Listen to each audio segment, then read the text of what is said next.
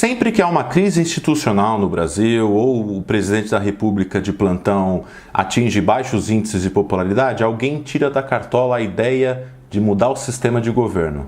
Parlamentarismo, presidencialismo de coalizão e agora semipresidencialismo. Mas o que é isso? E será que daria certo no Brasil? Vamos ver no vídeo de hoje.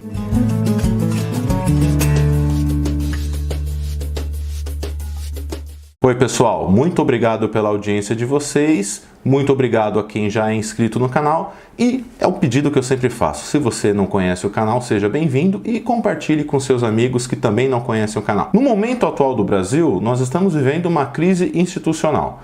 O presidente da República, ele questiona todo dia o resultado de uma eleição futura, de 2022, diz que talvez não aceite o resultado, que ele quer voto impresso e a sua base social e base política vive ofendendo o STF, vive protestando contra o Congresso Nacional, alguns mais radicais pedem o fechamento do Congresso, a decretação do AI-5, uma intervenção militar, enfim, não está um cenário muito normal, digamos assim, há um clima de conflagração. Colocada essa situação, está ocorrendo uma movimentação no Congresso Nacional, principalmente capitaneada pelo presidente da Câmara dos Deputados, Arthur Lira, de se mudar o sistema de governo do Brasil a partir de 2026. Seria implantar o semipresidencialismo, que é uma espécie de meio termo entre o presidencialismo, que é o sistema atual do Brasil, onde o presidente é chefe de governo e chefe de Estado, e o parlamentarismo, onde o presidente ele não é eleito pela população e ele é apenas uma figura decorativa, um chefe de Estado. Mas vamos lá, vamos explicar um pouquinho o que é o semipresidencialismo. O semipresidencialismo surgiu na República de Weimar, na Alemanha, que durou de 1919 a 1933.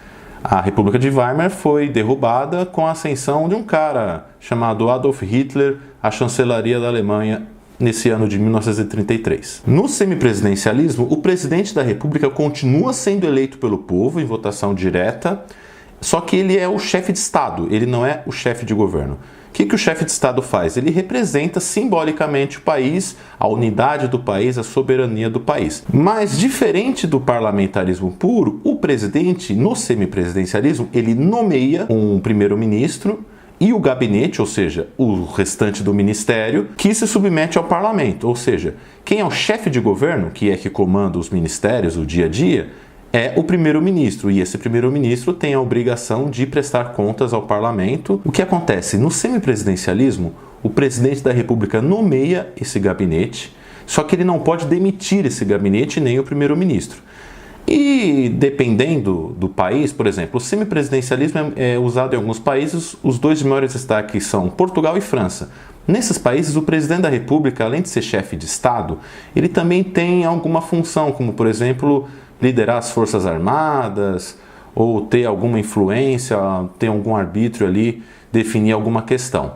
Então ele não tem todo o poder, como no presidencialismo, mas ele não tem também só uma figura decorativa, como no parlamentarismo. É um meio termo. Outra característica do semipresidencialismo é que o presidente ele continua tendo alguns poderes, como por exemplo, dissolver o parlamento e convocar novas eleições. Isso pode acontecer se as forças do parlamento não conseguirem fazer uma aliança, uma coalizão para governar o país. Isso tem chance de dar certo no Brasil? Olha, na teoria eu sou a favor do semipresidencialismo. Aliás, eu sou a favor até do parlamentarismo. Eu acho que o presidencialismo do Brasil é um presidencialismo quase que imperial. Mas na prática eu tenho sérias dúvidas. E vou falar por quê. O Brasil ele tem forte ligação presidencialista, desde antes inclusive da proclamação da República, quando o imperador, o Dom Pedro I e o Dom Pedro II, eles exerciam o poder moderador, ou seja, o rei exercia o poder executivo e também o poder moderador. O poder moderador é aquele poder acima de todos que determina uma ordem e questiona. Então o Brasil está acostumado com essa coisa personalista da autoridade de uma pessoa.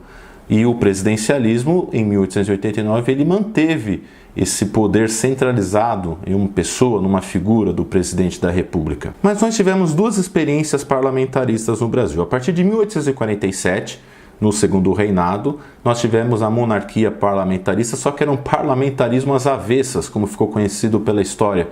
Porque, na verdade, quem mandava mesmo era o imperador, no caso Dom Pedro II.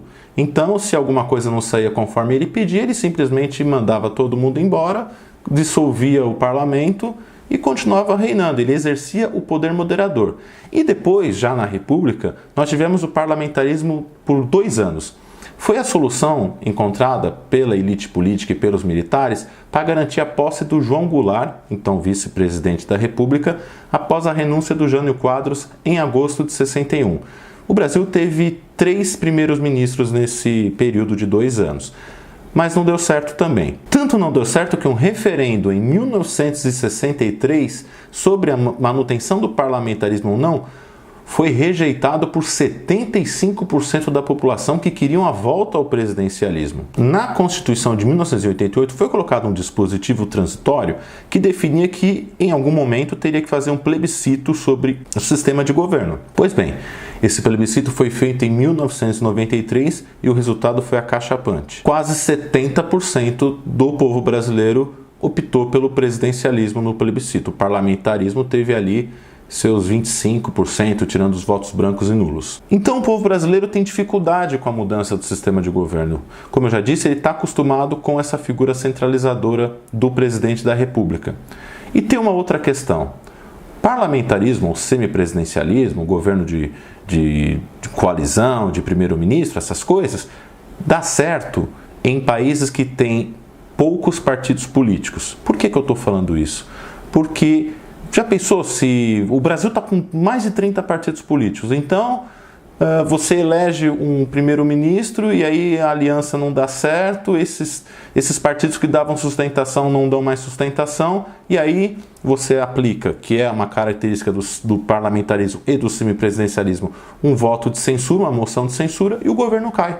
Então nós corremos um risco de uma instabilidade institucional muito grande, porque dependendo dos acordos, das conveniências dos parlamentares, o governo em si pode cair de 6 em 6 meses.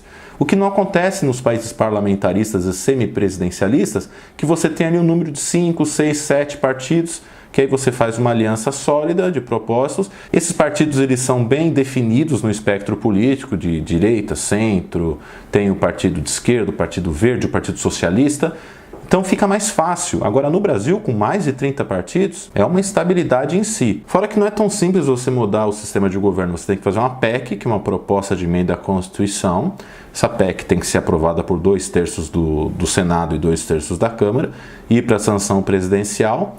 E talvez há necessidade, isso pode haver um debate jurídico, de um novo plebiscito, ou seja, a população ser consultada, já que é uma mudança muito drástica na vida do país. E tem uma outra questão também, os principais candidatos a presidente talvez não queiram fazer essa mudança de sistema, mesmo valendo só para 2026. Ou seja, se o presidente Bolsonaro se reeleger, ele vai ter no segundo mandato dele plenos poderes como ele tem hoje, no presidencialismo. Isso valeria apenas para o sucessor dele. Se o ex-presidente Lula ou outro adversário qualquer do presidente Bolsonaro ganhar a eleição, aí que está o problema. Essa pessoa, se candidatar à reeleição em 2026, já entraria no semipresidencialismo, ou seja, já não teria os poderes que tem hoje. O que você acha? Você acha que o Brasil está preparado para uma mudança do sistema de governo? Você acha que o Brasil, depois de tanto tempo, aceitaria um sistema parlamentarista, um sistema semipresidencialista? Você acha que isso seria uma solução para os nós institucionais, para essas crises de gestão que geralmente acontecem, ou não? Você acha que o Brasil não está preparado para essa mudança de sistema de governo, que é necessário fortalecer os poderes executivo, legislativo e judiciário e manter o presidencialismo como está? Dá aí sua opinião na caixinha de comentários, tá bom? Muito obrigado e até a próxima.